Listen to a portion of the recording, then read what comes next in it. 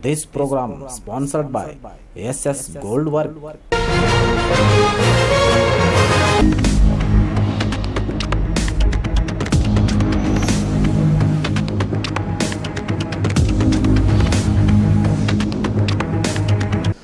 स्वागत है आपका बी न्यूज नेशन के विशेष कार्यक्रम में। मैं हूं शकील बागमारे। बीजापुर जिला पुलिस गांधी चौक थाने के अंतर्गत पुलिस सुधारित बीट व्यवस्था को लेकर जनसंपर्क सभा को आयोजन किया गया।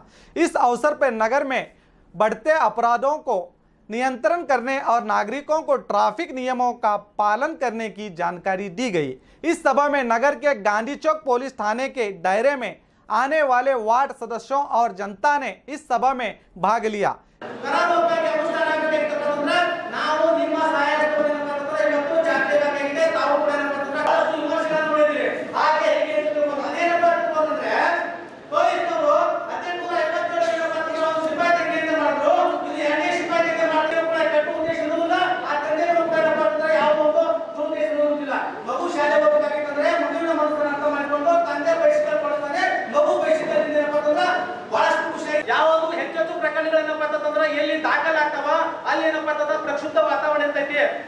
इस सभा में वार्ड की जनता ने बीट पुलिस को और अपने सुरक्षा को लेकर अपने अपने समस्याओं पे बात की।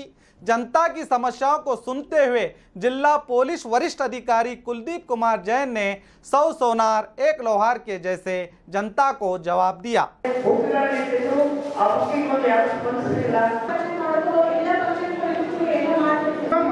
ಒಂದು 4 to 5 cc ಸಿಬ್ಬಂದಿ ವರ್ಗದ ಜಾಸ್ತಿ ಕೊಡಬೇಕು। ಮತ್ತೆ ಈ ಹುಡುಗರ ಬಗ್ಗೆ ಬಹಳಷ್ಟು ಮಾತಾಡಿದ್ರು। ಹುಡುಗರ ಬಗ್ಗೆ ಒಂದು ಟೀಮಿಗೆ ಬೇರೆ ಒಂದು ತಯಾರು ಮಾಡಿ ಕೊಡ್ತಾರೆ। ಯಾವ ಹುಡುಗರಿಗೆ ಸಾಧ್ಯ ಅನ್ನೋದು ಗ್ಯಾರಂಟಿ ಇಲ್ಲ। ಅದಕ್ಕೆ ಅವ್ರಿಗೆ ಜವಾಬ್ದಾರಿ ಕೊಟ್ಟಿದ್ದು ತಾವು ಏನಾದರೂ ನೀವು ಫ್ರೀಡಮ್ ಕೊಟ್ಟಿದ್ರು ಮಾತ್ರ ಅದು ಬಿಡಲಿಕ್ಕೆ ಸಾಧ್ಯ ಇದೆ। ತಮಗೆ ಗೊತ್ತಿದೆ ಮಾತಾಡುವಾಗ ಈಗ ಒಂದು ಬಾಡಿ ಲ್ಯಾಂಗ್ವೇಜ್ ನೋಡುವಾಗ ಬಹಳ ಸಮಸ್ಯೆಗಳು ಇದೆ। ಅವರು ಪ್ರತಿಯೊಬ್ಬರಿಗೂ ಸಮಸ್ಯೆ ಇದೆ ಅಂಡ್ ಲಾಸ್ಟ್ ಅಲ್ಲಿ ನೋಡಿದ್ರೆ ಪ್ರತಿಯೊಂದು ಸಮಸ್ಯೆ ಪೊಲೀಸ್ ಇಲಾಖೆಗೆ ಲಿಂಕ್ ಆಗ್ತದೆ। ಆ ತರ ಒಂದು ಪರಿಸ್ಥಿತಿ ಬಂದಿದೆ। ಎಲೆಕ್ಟ್ರಿಸಿಟಿ ಪ್ರಾಬ್ಲಮ್ ಇದ್ರೆ ನೈಟ್ ಕಲ್ತನ ಆದ್ರೆ ಅದು ಪೊಲೀಸ್ ಕಷ್ಟ ಆಗ್ತದೆ। ರೋಡ್ ಸರಿ ಇಲ್ಲ ಅದು ಪೊಲೀಸ್ ಕಷ್ಟ ಆಗ್ತದೆ। ಆಕ್ಸಿಡೆಂಟ್ ಜಾಸ್ತಿ ಆಗ್ತಾ ಇದೆ ಅಂಡ್ ಯಾವುದೇ ಪ್ಲಾನಿಂಗ್ ಇಲ್ಲದ ಡೆವಲಪ್ಮೆಂಟ್ ಏನ್ ನಮ್ಮ ಸಿಟಿ ಏನ್ ಬೆಳೀತಾ ಇದೆ ಅದು ಏನ್ ಬೆಳೀತಾ ಇದೆ ಅದನ್ನು ನಮ್ಮ ಇಲಾಖೆಗೆ ಸಂಬಂಧಪಟ್ಟದ್ದು ಇಲ್ಲ। ಆದ್ರೆ ಸಹ ಅಲ್ಲಿ ಏನ್ ಸಮಸ್ಯೆಗಳು ಆಗ್ತದೆ ಅವ್ರದ್ದು ಏನ್ ಸಮಸ್ಯೆಗಳಿದೆ ಲಾಸ್ಟ್ ಅಲ್ಲಿ ಅದು ಸಹ ಪೊಲೀಸ್ ಇಲಾಖೆಗಳಿಂದ ಬರ್ತದೆ। ಸೊ ಖಂಡಿತವಾಗಿ ಇವೆಲ್ಲ ಕೇಳ್ಕೊಳ್ಳುವಾಗ ನಿಜವಾಗಿ ಬಹಳ ಸಮಸ್ಯೆಗಳು ಪ್ರತಿಯೊಬ್ಬರಿಗೂ ಇದೆ। ಪ್ರತಿಯೊಬ್ಬ ಜೀವನದಲ್ಲಿ ಇರ್ಬೋದು, ಪರ್ಸನಲ್ ಇರ್ಬೋದು, ಪ್ರೊಫೆಷನಲ್ ಇರ್ಬೋದು ಅಥವಾ ಅಲ್ಲಿ ಬೀದಿಗಳಲ್ಲಿ ಸುಮಾರು ಸಮಸ್ಯೆಗಳಿರುತ್ತೆ। ಹೌದು ಎರಡು ಮಾತಿಲ್ಲ। ಈ ಸಮಸ್ಯೆ ಒಂದು ದಿನ 2 ದಿನ ಅಲ್ಲಿ ಸಾಲ್ವ್ ಆಗೋದ್ರೆ ಇನ್ನೂ ಇಲ್ಲ ಪ್ರತಿಯೊಬ್ಬರಿಗೂ ಗೊತ್ತಿದೆ। ಸುಮಾರು ಜನ ಇಲ್ಲಿ ಏನ್ ಹೇಳಿದಾರ ಸರ್ ನಾವು ಹಿಂದಿನ ಸರಿ ಸುಮಾರು ಮನವಿ ಕೊಟ್ಟಿದ್ದೀವಿ, ನೀವು ಮನವಿ ಕೊಟ್ಟಿದ್ದೀವಿ, ಇನ್ಸ್ಪೆಕ್ಟರ್ ಡಿಎಸ್ಪಿ ಪ್ರತಿಯೊಬ್ಬರು ಮನವಿ ಕೊಟ್ಟಿದ್ದೀವಿ, ಆದರೂ ಸಹ ಸುಮಾರು ಬದಲಾವಣೆಗಳು ಆಗಿಲ್ಲ ಅನ್ನೋದು ಮಾತಿದೆ। ಒಪ್ಪಿಕೊಳ್ಳದೇನೆ ಸುಮಾರು ಬದಲಾವಣೆಗಳು ಆಗಿರೋದಕ್ಕೆ ಕಾರಣಗಳು ಇರ್ಬೋದು। ಆ ಕಾರಣಗಳ ಬಗ್ಗೆ ನಾನು ಹುಡುಕಿದ್ರೆ ಆ ಕಾರಣ ಏನ್ ಕಾರಣಕ್ಕೆ ಆ ಬದಲಾವಣೆ ಆಗಿಲ್ಲ ಬಗ್ಗೆ ಡೀಟೇಲ್ ಆಗಿ ಯೋಚನೆ ಮಾಡಿದ್ರೆ ಏನಾದರೂ ಒಂದು ನಮಗೆ ಉತ್ತರ ಸಿಗ್ತದೆ। ಆ ಉತ್ತರವನ್ನು ನಾವು ಗಮನ ಕೊಟ್ಟರೆ ಇಲ್ಲಿ ಬದಲಾವಣೆ ಆಗೋದಕ್ಕೆ ಸಾಧ್ಯ ಇರಬಹುದು। ಸೊ ಚೇಂಜ್ ಆಗೋದು ಅಥವಾ ಕಷ್ಟಗಳಿಂದ ಬಗೆಹರಾಗೋದು ಬಹಳ ಕಷ್ಟಗಳಿದೆ, ಅದೇ ಎರಡು ಮಾತೇ ಇಲ್ಲ। ಬಟ್ ಈ ವ್ಯವಸ್ಥೆ ಮುಖಾಂತರ ನಾವು ಏನು ಸಣ್ಣ ಪ್ರಯತ್ನ ಮಾಡ್ತಾ ಇದ್ದೀವಿ ಈಗ ಏನ್ ಸಿಟಿಸನ್ ಮತ್ತು ಸಾರ್ವಜನಿಕರು ಮತ್ತು ಪೊಲೀಸರಿಗೆ ಏನು ಗ್ಯಾಪ್ ಇತ್ತು ಆ ಗ್ಯಾಪ್ ಸ್ವಲ್ಪ ಕಡಿಮೆ ಮಾಡಿಕೊಂಡು ಸಣ್ಣ ಹೆಜ್ಜೆ ತಗೊಂಡ್ರೆ ಒಂದೊಂದು ಮೆಡಲ್ ಹತ್ಬಿಟ್ಟು ಯಾವ ತರ ಈ ಸಮಸ್ಯೆಗಳನ್ನು ನಾವು ಬದಲಾವಣೆ ಮಾಡಬಹುದು ಅದಕ್ಕೆ ಒಂದು ಪ್ರಯತ್ನ ನಡೀತಾ ಇದೆ। ಈ ಪ್ರಯತ್ನದಲ್ಲಿ ಮೋಸ್ಟ್ ಇಂಪಾರ್ಟೆಂಟ್ ಏನ್ ವಿಚಾರ ಇದೆಯಾ ಪೊಲೀಸ್ ಇಲಾಖೆಗೆ ಒಂದು ಡಿಸೆಂಟ್ರಲೈಸೇಷನ್ ಆಗಿದೆ। ಡಿಸೆಂಟ್ರಲೈಸೇಷನ್ ಏನ್ ಅರ್ಥನ ಈಗ ಯಾರಿಗೂ ಏನು ಸಮಸ್ಯೆ ಬಂದ್ರೆ ಅವರು ಜನರಲ್ ಆಗಿ ಏನು ಯೋಚನೆ ಮಾಡ್ತಾರೆ, ನಾವು ಪೊಲೀಸ್ ಸ್ಟೇಷನ್ಗೆ ಹೋಗೋಣ ಅಲ್ಲಿ ಅವರು ಕ್ರಮಕ್ಕೆ ಹೋಗ್ತಾರೆ। ಪೊಲೀಸ್ ಸ್ಟೇಷನ್ಗೆ ಹೋದ್ರೆ ನಮ್ಮ ಮಿತ್ರರು ನಿಮಗೆ ಗೊತ್ತಿದೆ ಸ್ಟೇಷನ್ ಒಬ್ಬರು ಸಬ್ ಇನ್ಸ್ಪೆಕ್ಟರ್ ಇರ್ತಾರೆ। ಕೆಲವೊಂದು ಮಾದರಿ ಗಾಂಧಿ ಚೌಕ್ ಇಬ್ಬರು ಅಥವಾ 3 ಜನ ಸಬ್ ಇನ್ಸ್ಪೆಕ್ಟರ್ ಇರ್ಬೋದು। ಏನಾಗ್ತದೆ ಪ್ರತಿಯೊಬ್ಬರಿಗೆ ಅನಿಸುತ್ತೆ ನಾನು ನಮ್ಮ ಸಮಸ್ಯೆ ತಗೊಂಡ್ಬಂದಿದ್ದೀವಿ ಅದು ಸಬ್ ಇನ್ಸ್ಪೆಕ್ಟರ್ ಅವರು ಅಟೆಂಡ್ ಮಾಡ್ಕೊಳ್ಬೇಕು ಅಥವಾ ಅಲ್ಲಿ ಸಿಬ್ಬಂದಿ ಅವರು ಮನಸ್ಸಿಗೆ ಇಂಪ್ರೂವ್ಮೆಂಟ್ ಇದೆ. ನಾವು ಇವತ್ತು ಮಾತನಾಡಿ ಇದು ಪರಿಹಾರ ಮಾಡಲು ಹೋದ್ರೆ ನಮ್ಮ ಮಾತಿನ ಸರಿಯಾಗಿ ಕೇಳಲ್ಲ ಅಥವಾ ಸರಿಯಾಗಿ ಸ್ಪಂದಿಸಲ್ಲ, ಒಪ್ಪಲ್ಲ. ಅದರ ಕಾರಣವಾಗಿ ವೇಟ್ ಮಾಡ್ಕೊಂಡು ಸಬ್ ಇನ್ಸ್ಪೆಕ್ಟರ್ ಸಾಹೇಬ್ ಬರಲಿ, ಅವ್ರ ಬಂದ ಮೇಲೆ ನೀವು ಅಟೆಂಡ್ ಮಾಡ್ತಾನೆ ಆಗುತ್ತೆ ಎಲ್ಲರಿಗೂ ಇದು ಮಾಡ್ತಾರೆ. ಈ ವ್ಯವಸ್ಥೆ ಮುಖಾಂತರ ಏನೊಂದು ಪ್ರಯತ್ನ ನಡೀತಾ ಇದನ್ನ ಹಾಕಿ ಬಟ್ಟೆ ಹಾಕಿದ ಮೇಲೆ ಒಬ್ಬ ಸಿಬ್ಬಂದಿ ಇರ್ಬೋದು ಅಥವಾ ನನ್ನ ಲೆವೆಲ್ ಅಧಿಕಾರಿ ಇರ್ಬೋದು, ಯಾರು ಎಲ್ಲರಿಗೂ ಅಷ್ಟೇ ಪವರ್ ಇದೆ, ಅಷ್ಟೇ ಜವಾಬ್ದಾರಿ ಇದೆ. ಒಂದೇ ಒಂದು ಜವಾಬ್ದಾರಿ ಇದೆ. ನಾವು ಎಲ್ಲರೂ ಸೇವೆ ಸಲ್ಲಿಸಲಿಕ್ಕೆ ಈ ಇಲಾಖೆಗೆ ಸ್ವಂತ ಕೋರಿಕೆ ಮೇಲೆ ಸ್ವಂತ ಎಕ್ಸಾಮ್ ಬರ್ಕೊಂಡು ನಾವು ಬಂದಿದ್ದೀವಿ. ಆ ಕಾರಣವಾಗಿ ನಮಗೆ ಎಲ್ಲರಿಗೂ ಸೇಮ್ ಜವಾಬ್ದಾರಿ ಇರುವಾಗ ನೀವು ಅಷ್ಟು ನಂಬಿಕೆ ಪ್ರತಿಯೊಬ್ಬರ ಮೇಲೆ ಕೊಡಬೇಕು. ನಿಮ್ಮ ಸಮಸ್ಯೆ ಏನಿಲ್ಲ, ನಾವು ಒಬ್ಬ ಬೀಟ್ ಅಧಿಕಾರಿ ಒಂದು ಬೀಟ್ಗೆ ಏನು ನೇಮಕ ಮಾಡಿದ್ದೀವಿ, ನಾವು ಅವ್ರಿಗೆ ಸಿಬ್ಬಂದಿ ಕರೆಗಿಂತ ನಾವು ಬೀಟ್ ಅಧಿಕಾರಿಯಾಗಿ ನಾನು ಕರಿತೇವೆ. ಯಾಕೆ ಅವರು ಬೀಟ್ ಅಧಿಕಾರಿಯಾಗಿ ಕರಿತೇವೆ? ಅವ್ರಿಗೂ ಅಷ್ಟು ಜವಾಬ್ದಾರಿ ಇದೆ, ಅವ್ರಿಗೆ ಅಷ್ಟೇ ಪವರ್ ಇದೆ. ಇದು ನಿಮ್ಮ ಸಮಸ್ಯೆ ಅವರ ಮುಖಾಂತರ ಹೇಳಿಕೊಂಡ್ರೆ ಪರಿಹಾರ ಮಾಡಕ್ಕೆ ಪ್ರಯತ್ನ ಮಾಡಿದ್ರೆ ಖಂಡಿತವಾಗಿ ಅವ್ರಿಗೂ ಸಹ ಗೊತ್ತಾಗ್ತದೆ, ಅವರು ನಮ್ಮ ಬೀಟ್ನವರು ನನ್ನ ಹತ್ರ ಈ ಸಮಸ್ಯೆ ಇದ್ದಾರೆ, ನಾ ಈ ಬೀಟ್ ಪರಿಹಾರ ಮಾಡಿಕೊಟ್ರೆ ನನಗೆ ಒಂದು ಒಳ್ಳೆ ಹೆಸರು ಆಗ್ತದೆ, ನನಗೆ ಒಂದು ಒಳ್ಳೆ ಸ್ಯಾಟಿಸ್ಫ್ಯಾಕ್ಷನ್ ಆಗ್ತದೆ. ನಾನು ಈ ಮಾತನ್ನು ಬೆಲೆ ಕೊಟ್ಟು ಅವರು ಈ ಸಮಸ್ಯೆಗಳಿಗೆ ನಾನು ಬೆಲೆ ಕೊಟ್ಟು ಸಮಸ್ಯೆ ಪರಿಹಾರ ಮಾಡಿದ್ರೆ ನನ್ನ ಮೇಲೆ ಇನ್ನೂ ಅವ್ರಿಗೆ ಹೆಚ್ಚಾಗಿ ವಿಶ್ವಾಸ ಆಗ್ತದೆ. ಮುಂದೆ ಈ ಒಂದು ಸುಧಾರಿತ ವ್ಯವಸ್ಥೆ ಮುಖಾಂತರ ನಾವು ಪ್ರಯತ್ನ ಮಾಡ್ತಾ ಇದ್ದೀವಿ. ಸೊ ನನ್ನ ರಿಕ್ವೆಸ್ಟ್ ಮೊದಲವಾಗಿ ಏನಿದೆ, ತಾವು ಪ್ರತಿಯೊಂದು ನೋಡಕ್ಕಾಗ್ತದೆ. ಇಲ್ಲ ಜನರಲ್ ಆಗಿ ಒಂದು ಗುಂಪು ಮಾಡಿಕೊಂಡು ಈ ಬಾರ್ಡ್ ಕಡೆಯಿಂದ ಬಂದಿದ್ದೀವಿ, ಈ ರೀತಿ ಕಡೆಯಿಂದ ಬಂದಿದ್ದೀವಿ ಸರ್, ನಮ್ದು ಈ ಸಮಸ್ಯೆ ಇದೆ, ನೀವು ಮಾಡಿಕೊಂಡಿಲ್ಲ. ಸಬ್ ಇನ್ಸ್ಪೆಕ್ಟರ್ ಹತ್ರ ಡೈಲಿ ಒಂದು 10-20 ಅರ್ಜಿ ಬರ್ತದೆ. ಅವ್ರ ಪ್ರಯಾರಿಟಿ ಮೇಲೆ ಪ್ರತಿಯೊಬ್ಬರು ಖುದ್ದಾಗಿ ಹೋಗಿ ಅಟೆಂಡ್ ಮಾಡ್ಕೊಂಡು ಅದಕ್ಕೆ ಪರಿಹಾರ ಮಾಡೋದಕ್ಕೆ ಸಾಧನೆ ಇಲ್ಲ, ಬಹಳ ಕಷ್ಟ ಆಗ್ತದೆ. ಈ ಸಮಸ್ಯೆಗಳು ನಡೀತಾ ಇದೆ, ಅಕ್ಕಪಕ್ಕದವ್ರ ಮಾತಾಡುವಾಗ ಅವರು ಖಂಡಿತವಾಗಿ ಇರೋಕೆ ಬಹಳ ಮಾಹಿತಿ ಅವ್ರಿಗೆ ಇರ್ತದೆ. ಈ ಒಂದು ಸಮಿತಿ ಮುಖಾಂತರ ನಾವು ನಿಮ್ಮ ಹತ್ರ ಏನು ಕೇಳ್ಕೊಳ್ತಾ ಇದ್ದೀವಿ, ಈಗ ನಿಮ್ಮ ಬೀದಿಯಲ್ಲಿ, ನಿಮ್ಮ ಮನೆಯಲ್ಲಿ, ನಿಮ್ಮ ಬೀದಿಯಲ್ಲಿ ಏನ್ ಸಮಸ್ಯೆಗಳು ಇದೆ, ಸಣ್ಣದೇ ಇರ್ಬೋದು ದೊಡ್ಡದೇ ಇರ್ಬೋದು, ಪ್ರತಿ ತಿಂಗಳಿಗೆ 2-3 ಮೀಟಿಂಗ್ ನಮ್ಮ ಬೀಟ್ ಆಫೀಸರ್ಗಳು ಮಾಡ್ತಾರೆ. ಅದರಲ್ಲಿ ದಯವಿಟ್ಟು ಅದ್ರ ಬಗ್ಗೆ ಚರ್ಚೆ ಮಾಡಿಕೊಂಡು ಸಣ್ಣ ಅಲ್ಲೇ ಪರಿಹಾರಗಳು ಇರ್ತದೆ. ಅದೇನಾಗ್ತದೆ, ನಾವು ಇದ್ರ ಬಗ್ಗೆ ಚರ್ಚೆ ಮಾಡದೇ ಬಿಟ್ರೆ ಸ್ವಲ್ಪ ಟೈಮಲ್ಲಿ ಅದು ದೊಡ್ಡದಾಗಿ ಆಗಿ ಬಹಳ ಐಕ್ಯಘಟನೆ ಆಗ್ತದೆ. ಪ್ರಯತ್ನ ಮಾಡಿಬಿಟ್ಟು ಅದರ ಪರಿಹಾರ ಕಂಡುಹಿಡಿಯಲಿಕ್ಕೆ ಖಂಡಿತವಾಗಿ ಶ್ರಮ ಪಡೋದು. ಇದು ಏನ್ ಪಾರ್ಟಿಸಿಪೇಷನ್ ನಾವು ನೋಡಿದ್ವಿ, ಮತ್ತೆ ಹೇಳಿದ್ರು ಇಡೀ ಬಿಜಾಪುರ ಇತಿಹಾಸದಲ್ಲಿ ಇಷ್ಟು ಜನ ಯಾವಾಗಲೂ ಸೇರ್ಕೊಂಡಿಲ್ಲ. ನಿಜವಾಗಿ ಇದು ನಾನು ಮೊನ್ನೆ ಒಂದು ನಮ್ಮ ಗ್ರಾಮೀಣ ಪೊಲೀಸ್ ಸ್ಟೇಷನ್ ಇದೇ ರೀತಿ ಒಂದು ಮೀಟಿಂಗ್ ಮಾಡುವಾಗ ಇಷ್ಟು ಜನ ನೋಡ್ಕೊಂಡು ಬಹಳ ಖುಷಿಯಾಗಿದೆ. ನನ್ನ 5-6 ವರ್ಷ ಸರ್ವಿಸ್ ಅಲ್ಲಿ ನಾನು ಇಂಥ ಪಾರ್ಟಿಸಿಪೇಷನ್ ನೋಡಿಲ್ಲ.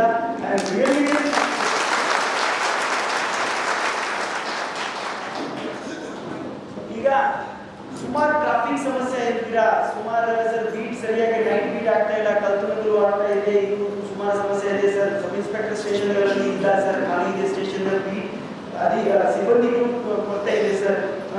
ಆಮೇಲೆ ಏನಿದೆ ಸರ್, ನಮಗೆ ಹೊಸದಾಗಿ ಒಂದು ಪೊಲೀಸ್ ಸ್ಟೇಷನ್ ಬೇಕಾಗಿದೆ ಸರ್, ಪವರ್ ಪೋಸ್ಟ್ ಬೇಕಾಗಿದೆ. ಇದೆಲ್ಲ ಪ್ರಾಬ್ಲಮ್ ಎಲ್ಲಿಂದ ಬರ್ತದೆ, ನಮ್ಮಲ್ಲಿ ನಮ್ಮ ಜಿಲ್ಲೆಯಲ್ಲಿ ಬಹಳ ವೇಕೆನ್ಸಿ ಇದೆ.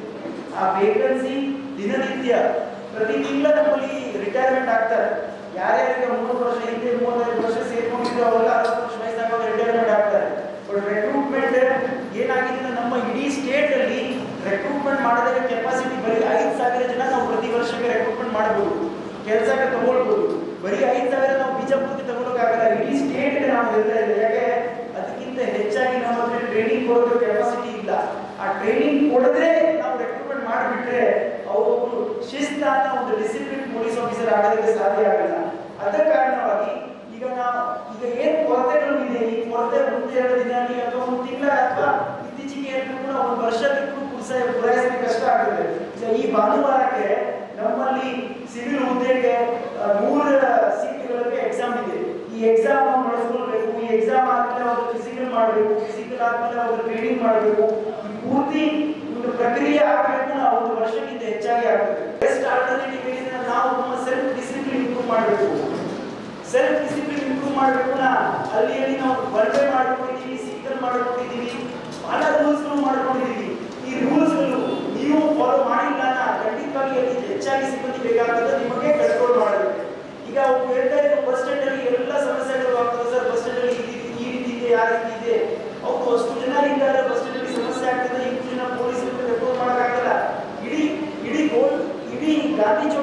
ಇನ್ವೆಸ್ಟಿಗೇಷನ್ ವ್ಯಾಪ್ತಿಯಲ್ಲಿ 1,25,000 ಪಾಪ್ಯುಲೇಷನ್ ಇದೆ. 1,25,000 ಪಾಪ್ಯುಲೇಷನ್ ಬರೀ 70 ಜನ ಸಿಬ್ಬಂದಿಗಳು ಹೇಗೆ ಕಂಟ್ರೋಲ್ ಮಾಡೋಕ್ಕಾಗ್ತದೆ ನೀವೇ ಯೋಚನೆ ಮಾಡಿ. ತುಂಬಾ ಕಷ್ಟ ಇದೆ. ಖಂಡಿತವಾಗಿ ನೀವು ಪೊಲೀಸ್ ಇಲಾಖೆಗೆ ಸೇರ್ಪಡೆ ಆದರೆ ನಿಮಗೆ ಎಷ್ಟು ಕಷ್ಟ ಇದೆ. ನೀವು ಈ ಕಡೆ ಕೂತ್ಕೊಂಡು ಮಾತನಾಡಬಹುದು, ಯೋಚನೆ ಮಾಡಬಹುದು, ಪ್ರಶ್ನೆ ಕೇಳಬಹುದು. ಸರ್ ನಮಗೆ ಈ ಸಮಸ್ಯೆ ಇದೆ, ನಮಗೆ ಇದು ಪರಿಹಾರ ಬೇಕು. ಏನು ರೂಲ್ಸ್ ರೆಗ್ಯುಲೇಷನ್ ಆಗಿದೆ ಅದನ್ನು ನಾವು ಪಾಲನೆ ಮಾಡಿದ್ರೆ ಆಟೋಮ್ಯಾಟಿಕ್ಲಿ ಪ್ರಾಬ್ಲಮ್ ಸಾಲ್ವ್ ಆಗ್ತದೆ.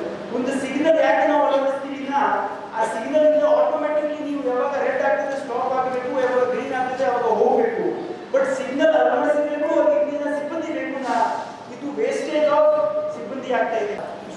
ಸುಮಾರು ಜನ ಮಾಡಿರ್ತೀರ, ನೀವು ಮಾಡಲ್ಲ ಅಂತ ಹೇಳ್ದಲ್ಲ, ಸುಮಾರು ಜನ ಮಾಡಲ್ಲ.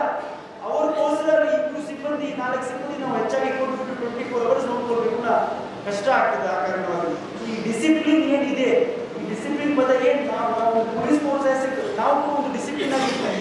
ಈ ಡಿಸಿಪ್ಲಿನ್ ಏನು ನೀವು ನಿಮ್ಮಲ್ಲಿ ಬಳಸ್ಕೊಂಡಿದ್ರೆ ಇಲ್ಲಿಂದ ಹೋಗುವಾಗ ಈಗ ಒಂದು ಏನ್ ಹೇಳ್ತೀರ, ಒಂದು ನಿಶ್ಚಯ ಮಾಡಿಕೊಂಡು ಹೋದ್ರೆ ಯಾವುದು ನಾವು ಶಿಸ್ತಾಗಿ ಇರ್ತೀವಿ, ನಾವು ಡಿಸಿಪ್ಲಿನ್ ಇರ್ತೀವಿ, ನಾವು ಏನ್ ರೂಲ್ಸ್ ರೆಗ್ಯುಲೇಷನ್ ಇದೆ ಪ್ರತಿಯೊಂದು ಪಾಲನೆ ಮಾಡ್ತೀವಿ ಇದ್ರೆ ಬಹಳ ನನಗೆ ಖುಷಿ ಆಗ್ತದೆ. ಒಂದು ಸಣ್ಣ ಉದಾಹರಣೆ ಬಹಳ ಜನ ನೀವು ಬಂದಿದ್ದೀರಾ, ಎಲ್ಲರೂ ಬಹಳ ಜನ ಬೈಕಲ್ಲಿ ಬಂದಿದ್ದೀರಾ, ಹೌದಲ್ವಾ? ಬಂದಿದ್ದೀರಾ? ಎಷ್ಟು ಜನ ಹೆಲ್ಮೆಟ್ ತಗೊಂಡ್ ಬಂದಿದ್ದೀರಾ?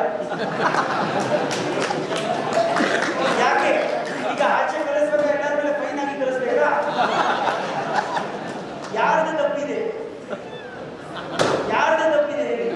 ಈ ಪ್ರಶ್ನೆಗೆ ಉತ್ತರ ಯಾರಾದ್ರೂ ಒಪ್ಪು ಕೊಡಕ್ಕಾಗ್ತದಾ ಹೇಳಿಪ್ಪ?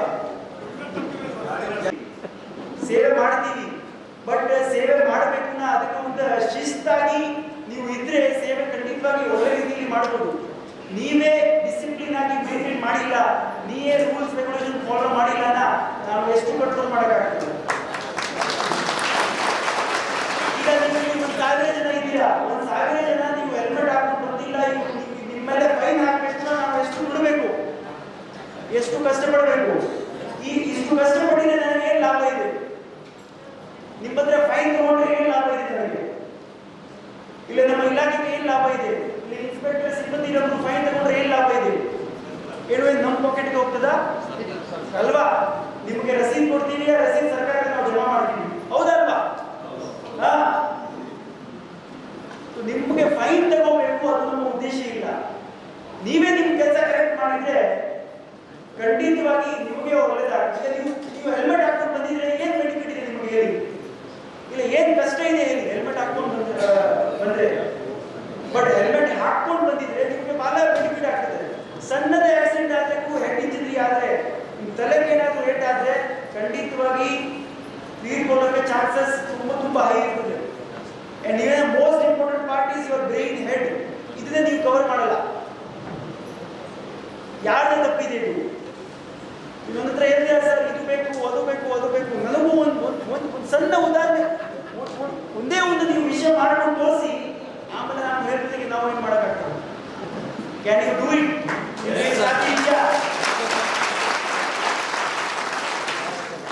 ಈಗ ಎಷ್ಟು ಜನ ಇಲ್ಲಿ ಇದ್ದೀರಾ ವಿತೌಟ್ ಹೆಲ್ಮೆಟ್ ಬಂದಿದ್ದೀರಾ? ನೀವು ಎಷ್ಟು ತಪ್ಪಿದೆ? ಈ ತಪ್ಪ ಕೇಳಕ್ಕೆ ಹೋದ್ರೆ ಸರ್ ಬರೀ ತಪ್ಪ ಕೇಳ್ತಿಲ್ಲ, ಏನು ಡೆವಲಪ್ಮೆಂಟ್ ಮಾಡಲ್ಲ, ನೀವು ಇದು ಮಾಡಿಲ್ಲ ಸರ್, ನಾವು ಇದು ಮಾಡಿಲ್ಲ, ಅದು ಮಾಡಿಲ್ಲ. ಯೋಚನೆ ಮಾಡಿ.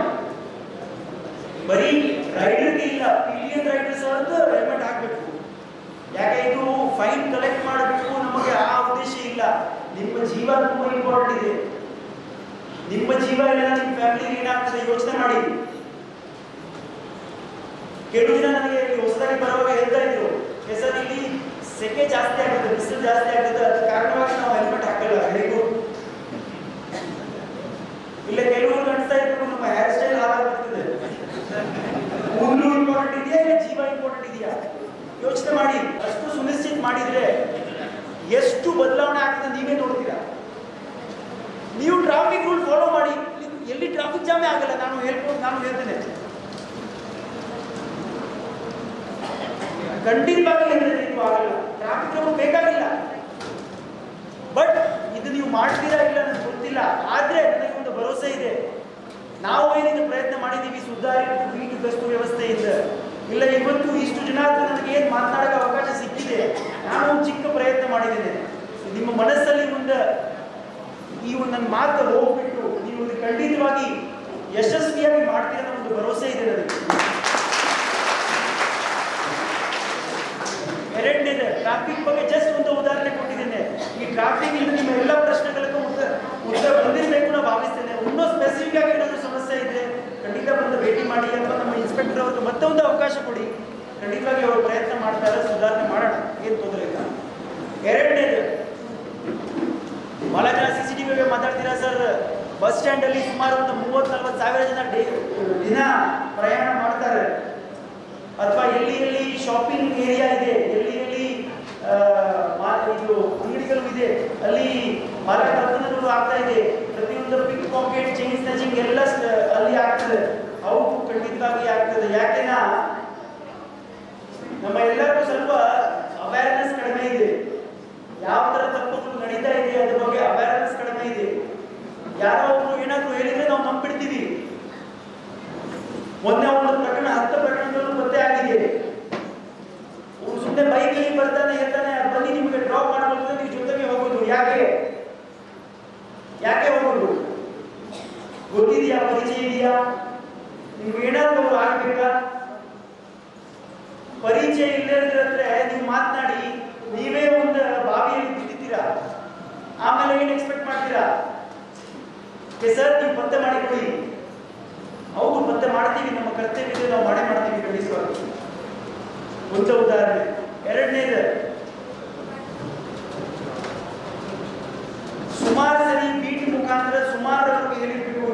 ಸ್ಪೆಷಲಿ ಏನಿದು ಟೌನ್ ಸಿಟಿ ಏನಿದೆ ಎಲ್ಲ ಕಡೆ, ಬಿಜಾಪುರ ಸಿಟಿ ಅಂತೆಲ್ಲ ಎಲ್ಲ ಕಡೆ ನೀವು ನಿಮ್ಮ ಮನೆಯನ್ನು ಇಲ್ಲ ನೀವು ಆಚೆ ಕಡೆ ಹೋದ್ರೆ, ಲಾಕ್ ಮಾಡ್ಕೊಂಡು ಹೋದ್ರೆ, ದಯವಿಟ್ಟು ನಮಗೆ ಮಾಹಿತಿ ನೀಡಿ, ಮಾಹಿತಿ ಕೊಡಿ.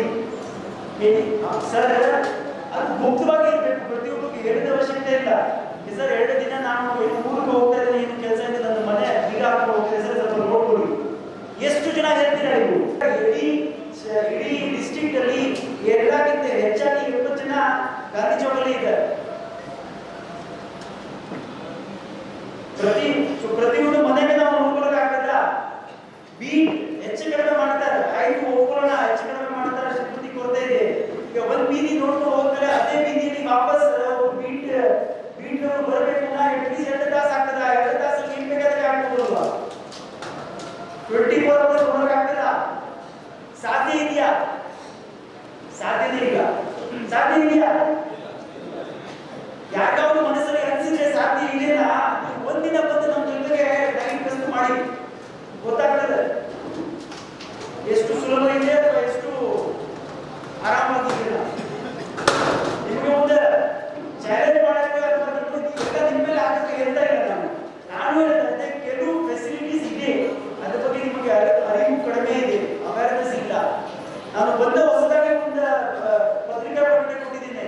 ನಮ್ಮ ಆನ್ಲೈನ್ ಅಲ್ಲಿ ಕೂಡ ಒಂದು ಪೋರ್ಟಲ್ ಇದೆ, ಅದರಲ್ಲಿ ಕೂಡ ನೀವು ರಿಜಿಸ್ಟರ್ ಮಾಡಿಕೊಂಡ್ರೆ ಲಾಕ್ಡ್ ಹೌಸಸ್ ಬಗ್ಗೆ ನಮಗೆ ಮಾಹಿತಿ ಕೊಟ್ಟಿದ್ರೆ ನಾವು ಖಂಡಿತವಾಗಿ ಹೇಳ್ತೀವಿ. ಅವತ್ತು ನೈಟ್ ಅಥವಾ ಎಷ್ಟು ದಿನ ಇರ್ತದೆ, ನಾವು 2-3 ಸರಿ ಬಂದು ಕ್ರಾಸ್ ಚೆಕ್ ಮಾಡ್ಕೊಂಡು ಹೋಗ್ತಿದ್ವಿ.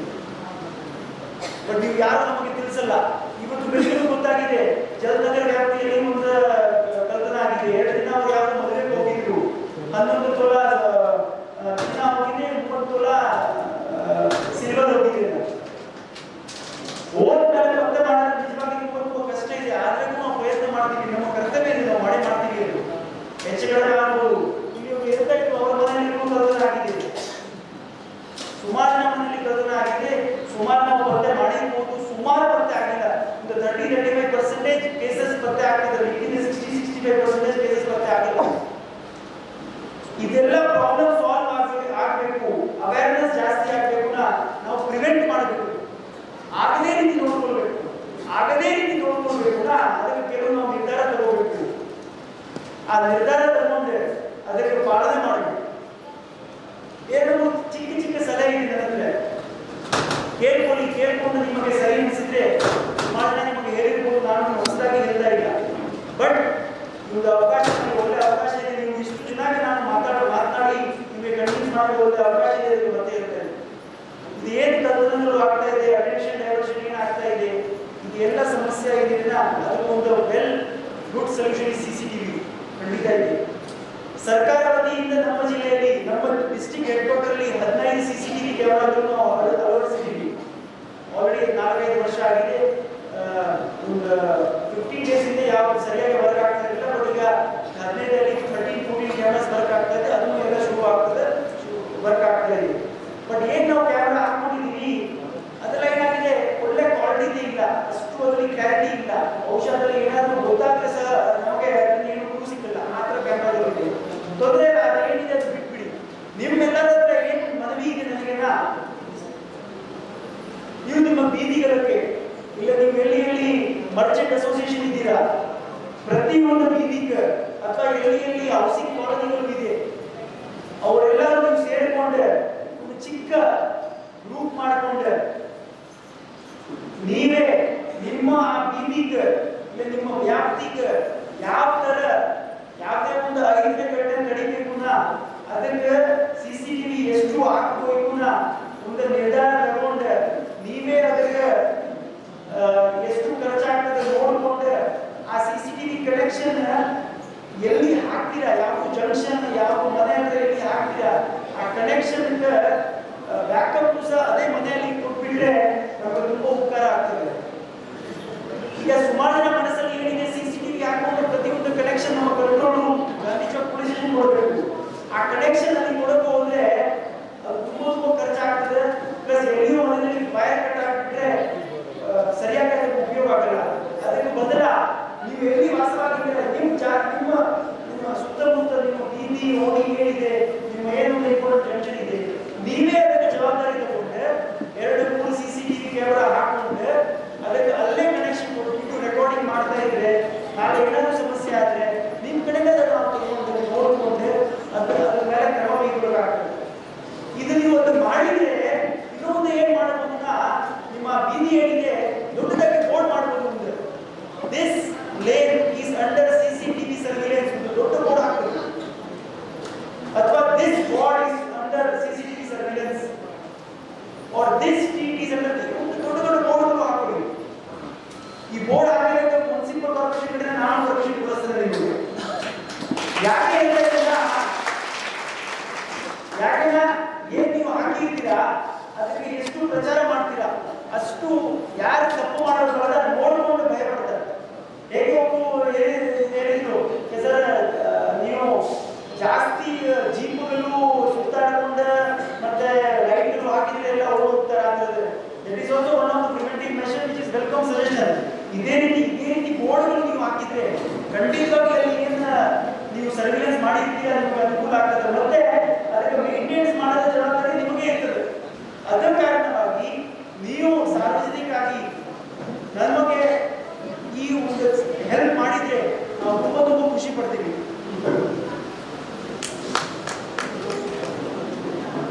ಇದು ಬಿಟ್ಟು ಜನರಲ್ ಆಗಿ ಹೇಳಬೇಕು, ಇದು ಏನು ಲಾಕ್ ಡೌನ್ಸ್ ಬಗ್ಗೆ ನಾವು ನೀವು ನಮಗೆ ಮಾಹಿತಿ ಕೊಡಬಹುದು. ಅದೇ ರೀತಿ ನಿಮ್ಮ ವ್ಯಾಪ್ತಿಯಲ್ಲಿ ಈಗ ಬೀಟ್ ಮೆಂಬರ್ಸ್ ಏನಿದ್ದೀರಾ, ಸೀನಿಯರ್ ಸಿಟಿಸನ್ಸ್ ಯಾರಿದ್ದಾರೆ, 60 ವಯಸ್ಸು ಆದ್ಮೇಲೆ ಮೇಲ್ಪಟ್ಟವರು ಯಾರಿದ್ದಾರೆ, ಅವ್ರಿಗೆ ಏನಾದ್ರು ಸಮಸ್ಯೆ ಇದೆ, ಅವ್ರಿಗೆ ಏನಾದ್ರು ನಮ್ಮ ಕಡೆಯಿಂದ ಮಾಹಿತಿ ಬೇಕಾಗಿದೆ ಅಥವಾ ಅವ್ರಿಗೆ ಏನಾದ್ರು ಕೌನ್ಸಿಲಿಂಗ್ ಬೇಕಾಗಿದೆ, ಅವ್ರಿಗೆ ಮತ್ತೆ ಸಪರೇಟ್ ಆಗಿ ಮತ್ತೆ ರಿಜಿಸ್ಟ್ರೇಷನ್ ಮಾಡಿಕೊಂಡು ಅವ್ರಿಗೆ ಸಪರೇಟ್ ನಾವು ಕೌನ್ಸಿಲಿಂಗ್ ಮಾಡ್ತೀವಿ. ಸೊ ಇದರಲ್ಲಿ ನಿಮ್ಮ ಬೀಟ್ ಮುಖಾಂತರ ಈ ಮಾಹಿತಿಗಳನ್ನು ನೀವು ನಮಗೆ ಕೊಡಬಹುದು.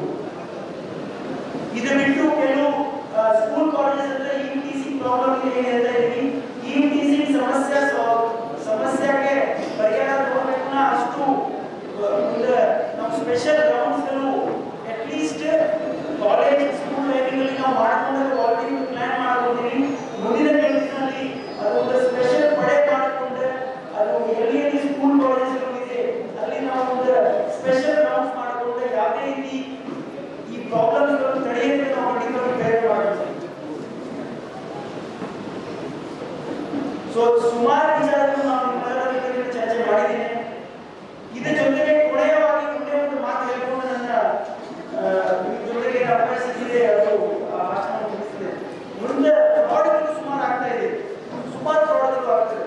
ಕೆಲವು ಜನ ಹೇಳ್ತಾರೆ ನಾನು ಈ ಸ್ಕೀಮ್ ಮಾಡ್ಕೊಂಡಿದ್ದೇನೆ, ಈ ಸ್ಕೀಮ್ ಅಲ್ಲಿ ತಿಂಗಳ ನೀವು ಹಣ ಕಟ್ಟಿದ್ರೆ 1 ವರ್ಷ ಆದ್ಮೇಲೆ 2 ವರ್ಷ ಆದ್ಮೇಲೆ ನಾನು ಇಷ್ಟು ನಿಮಗೆ ಕೊಡ್ತೇನೆ. ನೀವು ತಿಂಗಳ ದುಡ್ಡು ಕಟ್ತೀರಾ, 1 ವರ್ಷ ಆದ್ಮೇಲೆ ಅವನು ಚೂಮಂತರಾಗ್ಬಿಡ್ತಾನೆ. ಅರ್ಥ ಅಲ್ವಾ? ಆಮೇಲೆ ನೀವು ಮತ್ತೆ ಸ್ಟೇಷನ್ ಬರ್ತೀರಾ, ಸರ್ ನಮ್ದು ಕೇಸ್ ತಗೊಳ್ಳಿ, ನಾವು ಏನ್ ಕೇಳ್ತಾರೆ ನಿಮ್ಮಂದ್ರೆ ಏನ್ ದಾಖಲಾತಿಗಳು ಇದೆ ನೋಡಿ, ಸರ್ ದಾಖಲಾತಿ ಯಾವ್ದು ಇಲ್ಲ, ದಾಖಲಾತಿ ಯಾವ್ದು ಇಲ್ಲ ಅಂದ್ರೆ ಕೋರ್ಟಲ್ಲಿ ಏನು ಮಾಡಕ್ಕಾಗಲ್ಲ, ಯಾವುದೇ ತರಹ ಅವನಿಗೆ ಶಿಕ್ಷೆ ಆಗಲ್ಲ, ಏನು ಮಾಡಕ್ಕಾಗಲ್ಲ. ಮತ್ತೆ ಏನಾಗುತ್ತೆ ಇಲ್ಲಿ, ನೀವು ಕ್ಯಾಶ್ ಕೊಟ್ಟಿರ್ತೀರಾ, ಹಣವನ್ನು ಕೊಟ್ಟಿರ್ತೀರಾ, ಆ ಹಣವನ್ನು ಅವನ ಕಡೆ ರಿಕವರಿ ಮಾಡೋದು ಬಹಳ ಕಷ್ಟ. ನಾವೆಲ್ಲ ಖರ್ಚು ಮಾಡಿರ್ತಾರೆ, ಅಲ್ಲಿ ಖರ್ಚು ಮಾಡಿದ್ಮೇಲೆ ಏನು ಸಿಕ್ಕಲ್ಲ. ಉಂಗ್ರ ಏನಾದ್ರು ಇದ್ರೆ ನಾವು ರಿಕವರಿ ಮಾಡ್ಕೊಳ್ಬಹುದು, ಹಣವನ್ನು ರಿಕವರಿ ಮಾಡೋದು ಬಹಳ ಬಹಳ ಕಷ್ಟ ಇದೆ, ಬಹಳ ಕಷ್ಟ ಇದೆ, ಸಾಧ್ಯನೇ ಇಲ್ಲ ಅಂತ ಪರಿಸ್ಥಿತಿ ಇದೆ ತಿಳ್ಕೊಳ್ಳಿ. ಯಾಕಂದ್ರೆ ನಾವು ಅಲ್ಲಿ ಕೆಲಸ ಮಾಡಿರ್ತಾರೆ. ಸೊ ಈ ತರದ ಏನ್ ಸ್ಕೀಮ್ಗಳು ನಿಮ್ಮ ಬೀದಿಗೆ ನಿಮ್ಮ ವಾರ್ಡ್ ಯಾರಾದ್ರೂ ಬಂದು ನಾವು ನೀವು ಇದು ಮಾಡ್ತೀವಿ, ನಾವು ಇದು ಮಾಡ್ತೀವಿ, ಎಲ್ಲ ಚೆನ್ನಾಗಿದೆ, ಈಗ ನೋಡಿ ಈ ರಿಜಿಸ್ಟ್ರೇಷನ್ ಇದೆ, ನಮ್ದು ಎಲ್ಲ ಇದೆ, ದಯವಿಟ್ಟು ಅದಕ್ಕೆ ಸ್ಪಂದಿಸಬೇಡಿ. ಈ ತರ ಏನಾದ್ರು ಫ್ಯಾಮಿಲಿ ಕೇಳಿ ಬಂದ್ರೆ ನಮ್ಮ ಕೇಳಿ ಕೊಡಿ, ನಾವು ಅವ್ರನ್ನ ಚೆಕ್ ಮಾಡ್ತೀವಿ, ಚೆಕ್ ಮಾಡ್ಕೊಂಡು ಫ್ರಾಡ್ ಇದೆ ತಕ್ಷಣ ಅವ್ರನ್ನ ಒಂದು ಪ್ರಕರಣದ ಕೇಸ್ ತಗೊಂಡು ಅವ್ರನ್ನ ಒಳಗಡೆ ಹಾಕ್ತೀವಿ. ಯಾವುದೇ ತರದ, ಯಾಕೆ ನೀವು ಹುಡುಗ ಕಷ್ಟಪಟ್ಟು ಸಂಪಾದನೆ ಮಾಡಿರ್ತೀರಾ, ಸುಮ್ಮನೆ ಒಂದು ಸಣ್ಣ ಆಸೆಗೆ ಇವತ್ತು 100 ರೂಪಾಯಿ ಆಗಿದೆ, ನಾಳೆ 200 ರೂಪಾಯಿ ಸಿಗ್ತದೆ ಆಸೆಗೆ ಆ 100 ರೂಪಾಯಿ ನಿಮ್ಮ ಕೈಗೆ ಹೋಗ್ತದೆ. ಅದಕ್ಕೆ ಬದಲಾಗಿ ನೀವು ಬ್ಯಾಂಕ್ ಅಕೌಂಟ್ ಅಲ್ಲಿ ನೀವು ದುಡ್ಡು ಇಟ್ಕೊಳ್ಳಿ, ನಿಮ್ಗೆ ಒಳ್ಳೇದಾಗ್ತದೆ, ಅದು ಎಲ್ಲಿ ಹೋಗಲ್ಲ. ಬ್ಯಾಂಕ್ ನಲ್ಲಿ ಇವಾಗ ಇನ್ನೊಂದು ಸಮಸ್ಯೆ ಆಗ್ತದೆ, ಕೆಲವು ಜನ ಬ್ಯಾಂಕ್ ಫ್ರಾಡ್ ಮಾಡ್ತಾರೆ. ನಿಮಗೆ ಫೋನ್ ಮಾಡಿಕೊಂಡೆ ನಾವು ಇಂಥ ಬ್ಯಾಂಕ್ ಇಂದ ಮಾತಾಡ್ತಾ ಇದೀವಿ, ಇಬ್ಬರು ಮ್ಯಾನೇಜರ್ ಮಾತಾಡ್ತಾ ಇದೀವಿ, RBI ಇಂದ ಮಾತಾಡ್ತೀವಿ ಹೇಳ್ಕೊಂಡೆ ನಿಮ್ಮ ಮಾಹಿತಿ ತಗೊಂಡೆ ನಿಮಗೆ ಮೋಸ ಮಾಡ್ತಾರೆ. ಒಂದು ವಿಷಯ ಬ್ಯಾಂಕ್ ಇರ್ಬೋದು, ಯಾರೋ ಅಷ್ಟು ಫ್ರೀ ಇಲ್ಲ, ನಮಗೆ ಸ್ಪೆಸಿಫಿಕ್ ಆಗಿ ಫೋನ್ ಮಾಡಿಕೊಂಡು ಅಷ್ಟು ಕಾಳಜಿ ಬಿಟ್ಟು ನಿಮ್ಮ ಬಗ್ಗೆ ಮಾಹಿತಿ ಕೊಡೋದಕ್ಕೆ ಯಾರಿಗೂ ಅಷ್ಟು ಟೈಮ್ ಇಲ್ಲ. ಅವ್ರದ್ದೇ ಏನಿರ್ತದೆ, ಅವ್ರದ್ದೇ ಒಂದು ಅಜೆಂಡಾ ಇರ್ತದೆ, ನಿಮ್ಮಲ್ಲಿ ಮಾತಾಡಿಕೊಂಡು ಫುಸಲಾಯಿಸಿ ನಿಮ್ಮ ಕಡೆ ಮಾಹಿತಿ ತಗೊಂಡು ನಿಮ್ಮ ಬ್ಯಾಂಕ್ ಅಲ್ಲಿ ಎಷ್ಟು ದುಡ್ಡು ಅಂತ ತಗೊಂಡ್ಬಿಡ್ತಾರೆ ಆನ್ಲೈನ್ ಟ್ರಾನ್ಸಾಕ್ಷನ್ ಮುಖಾಂತರ. ಸೊ ಸೇಫ್ ಆಗಿ ಬ್ಯಾಂಕ್ ಅಲ್ಲಿ ಇಟ್ಕೊಳ್ಳಿ. ಬಟ್ ಬ್ಯಾಂಕ್ ಅಲ್ಲಿ ಇವಾಗ ಆ ಸಂಬಂಧಪಟ್ಟ ಪಾಸ್ವರ್ಡ್ ಮಾಹಿತಿ ಯಾರತ್ರ ಕೊಡಬೇಡ.